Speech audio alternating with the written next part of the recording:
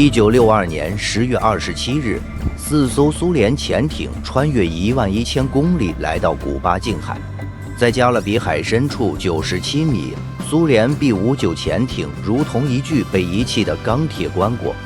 舱内温度计指针死死卡在52摄氏度的刻度线上，锈蚀的通风管道中传来断续的嗡鸣，这是空气循环系统崩溃前的最后哀嚎。二氧化碳浓度监测器的数字跳至 2.3%， 距离人类意识丧失的临界值仅差 0.2%。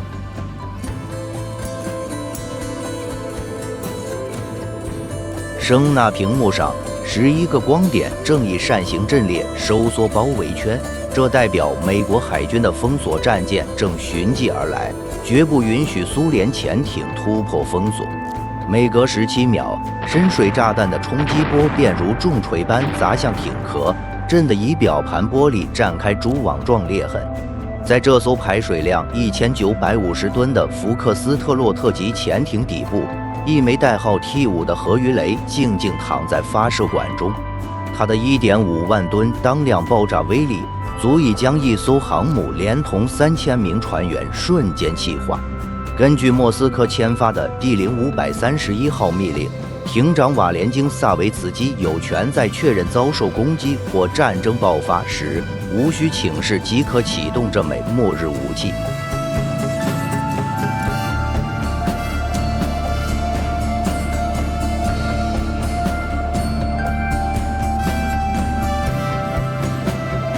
当 B-59潜艇于10月1日从北极圈内的科拉半岛基地启程时，设计缺陷早已埋下祸根。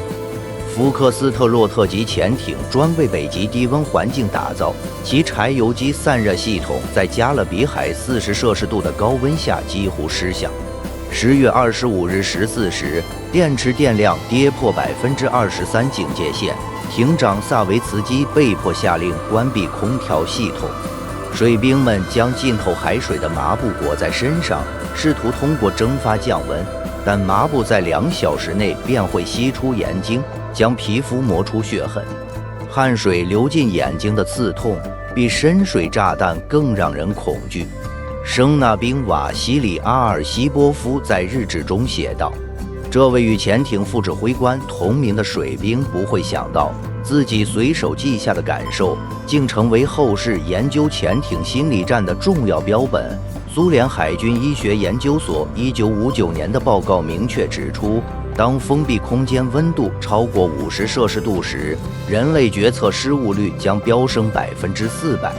10月27日9时，美军驱逐舰科尼号开始执行北约反潜作战规程第14条，每15分钟投掷一组5枚 Mk101训练用深水炸弹。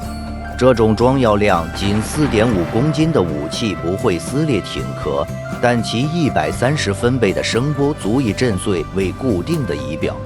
B-59的声纳兵尼古拉什库尔科后来回忆，控制台的防震玻璃早在第3次爆炸时就崩裂了。我们只能用手指蘸着冷凝水，在金属板上画刻度来估算时间。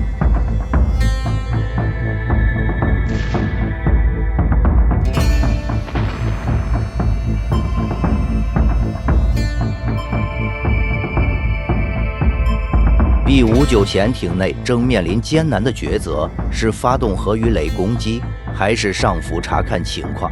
当萨维茨基的手伸向核鱼雷发射钮时，副艇长伊万马斯连尼科夫立即表示支持，但舰队参谋长瓦西里·阿尔西波夫按住了他们的手臂。这个动作背后是一段被辐射尘封的往事。1961年7月4日，苏联首艘核潜艇 K-19在北大西洋演习时，反应堆冷却管道突然爆裂。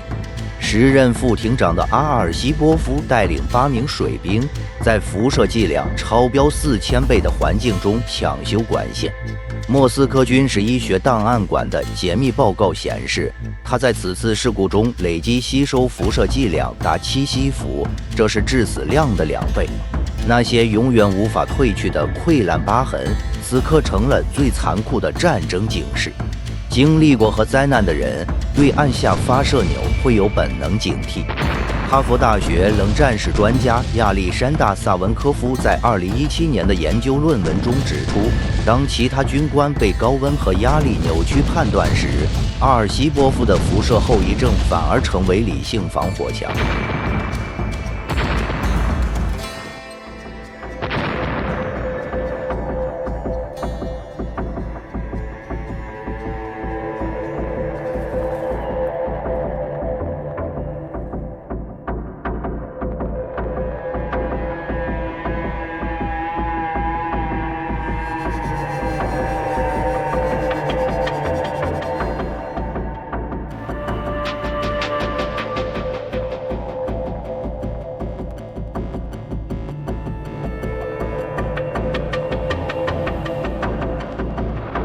10月27日18时15分，美军调整攻击节奏，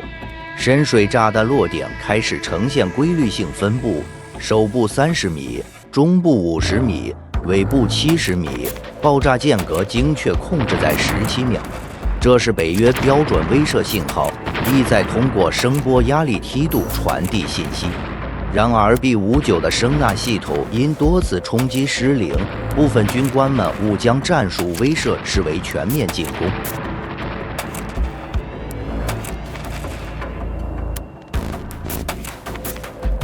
我们像在解读外星密码。2003年，史库尔科接受《红星报》采访时苦笑，实际上连计时器都停摆了，轮机长不得不敲击关闭技术。此刻体内氧气浓度已从正常值的21%暴跌至10%，二氧化碳浓度突破3%警戒线。根据苏联海军条例第38条，此状态下任何决策都需3名军官一致同意。萨维茨基扯开被汗水浸透的制服，宁可像战士般沉默，也不做帝国主义的俘虏。马斯连尼科夫翻开红海军守则第7条规定，失去通讯且遭受攻击时，视为战争状态成立。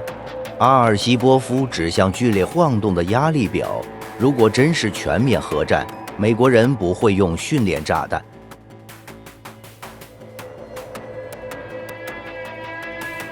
深水炸弹的冲击波压力被严格控制在0.7兆帕以下，这是美军计算出的精妙平衡点，足以震晕未受训人员，却不会撕裂潜艇外壳。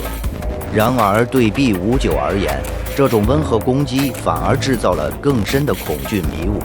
10月27日19时40分，电池彻底耗尽，应急灯投下的阴影中，3名军官的争论达到白热化。萨维茨基的体温升至39.2摄氏度，他在日志本上潦草写下：要么尊严的死去，要么耻辱的存活。这行字很快被汗水晕染，如同被海水泡发的遗书。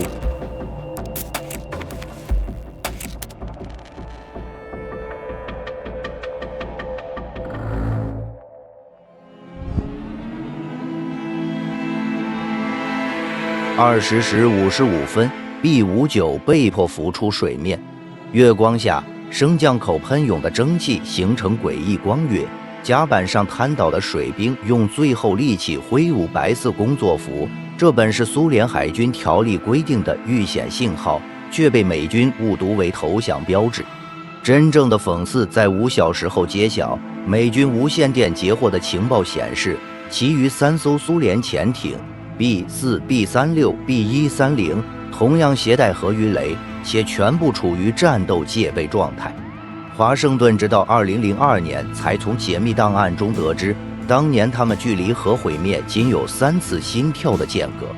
2002年，五角大楼用冥王星超级计算机推演当年情景，若 B-59发射核鱼雷，美军将误判苏联发动全面核打击。